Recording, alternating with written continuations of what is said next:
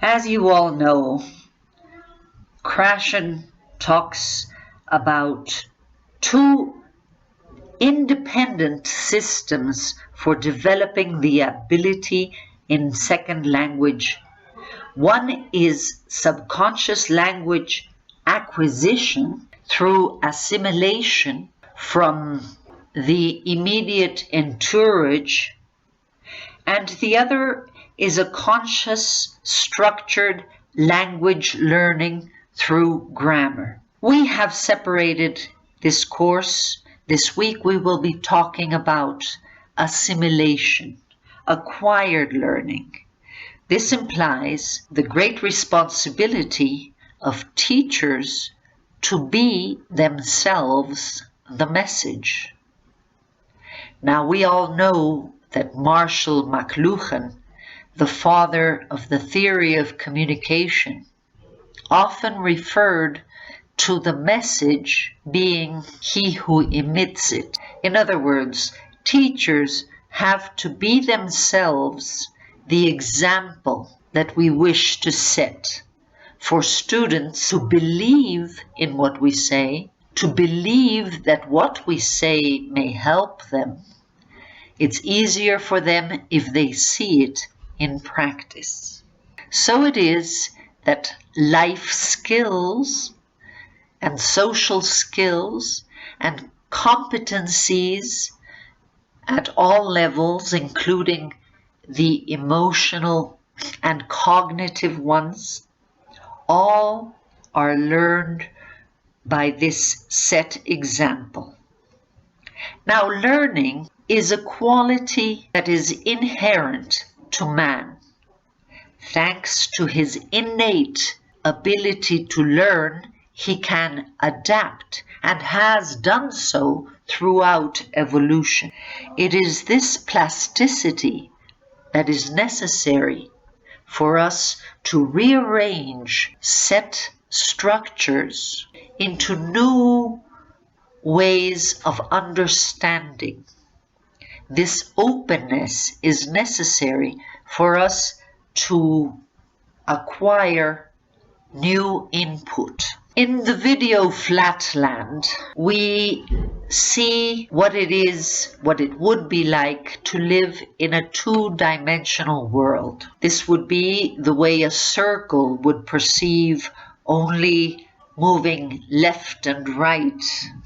We teachers are in a third dimension. We can overlook the second dimension and tell the little circle to leave his world and become a sphere. We give depth and meaning to linear thought, to cause and effect. This has to do with reapprehending self with an external dimension and an internal dimension. Consciousness begins with the primitive brain. A child only perceives his body and his immediate needs and limits the world to his five senses. As he goes developing his awareness, he becomes related to family and emotions. As adolescents, he develops cognitive thought and begins to be able to reflect, which means to double up over himself, observe himself, and this gives him depth. This is when a child, an adolescent, starts introspection. It is this introspective thinking that sets the difference from a linear flat land to a three-dimensional in-depth perception. We have to accompany adolescents through this process where the world as he knew it stops existing and he has to recreate identity through questions. Questioning will allow him to explore, very much like the roots of a seed start stretching out, outreaching into the depths of self to find satiation. Check the video of Flatland and write an essay about what it might mean to you.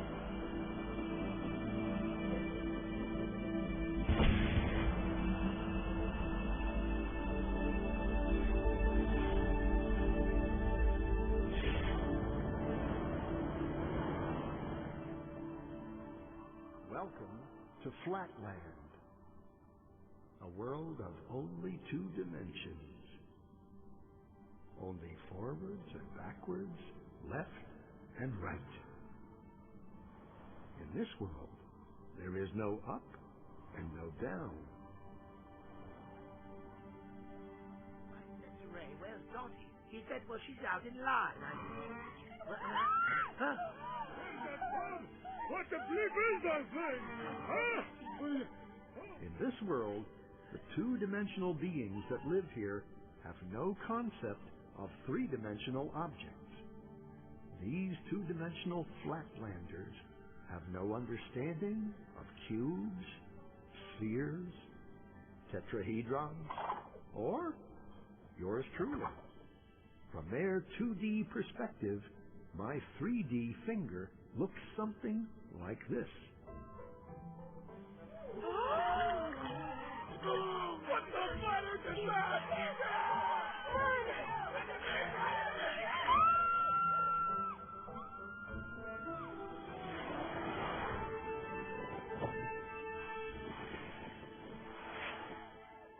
Hello, little circle.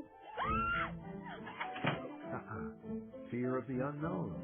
Or should I say, not yet known. It's a puzzle. If we see only what we know, how does anyone ever see anything new? The unknown.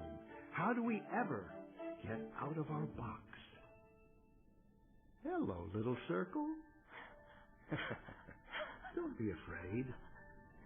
Who said that? Where are you? This is always the tricky part to explain. I'm in another dimension, another space. I am above you.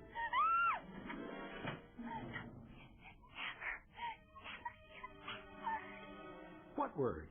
The A word. Above? It's forbidden. Well, what do you think it means? I don't know. And I don't want to know.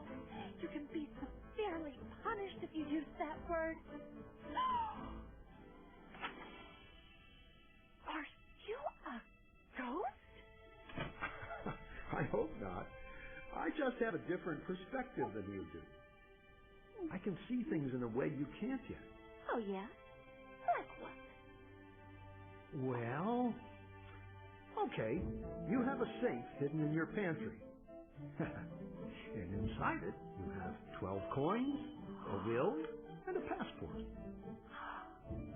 How did you know that? What are you? Are you a god? Well, no more than you. You see, since I am above you, in the third dimension, I can see inside things in your world. Third dimension? You are a crazy ghost. There's only two. Look. So, if I were to touch the inside of your stomach, how would I do that? Well, you'd have to cut through my skin. Otherwise, it's impossible. Stop!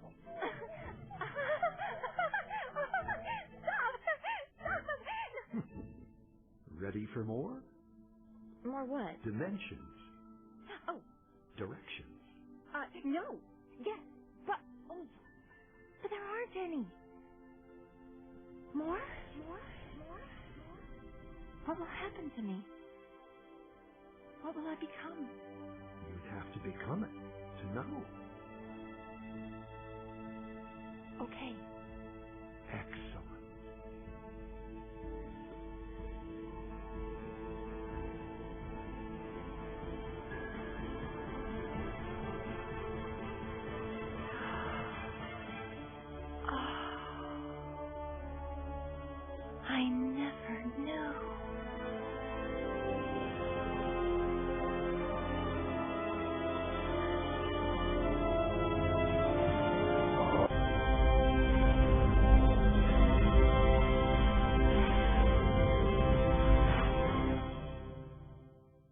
Isn't it funny? That which we are most afraid of is what thrills us the most.